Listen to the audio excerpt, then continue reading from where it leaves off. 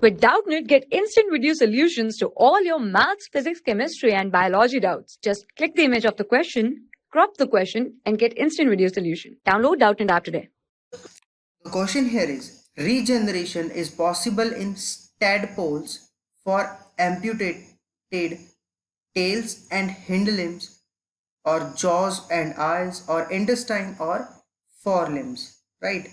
So again, as we know that formation of a new part of the body which are lost due to any accident or injury is known as restorative regeneration. So in tadpoles, regeneration of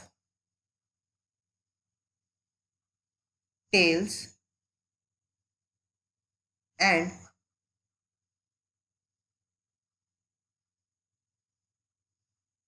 hind limbs occur, right? So this occur of this regeneration of tadpoles of tails and hind limbs is known as restorative regeneration. So according to the question, option A is the right choice. For class 6 to 12, IIT JEE and NEET level. Trusted by more than 5 crore students. Download Doubtnut app today.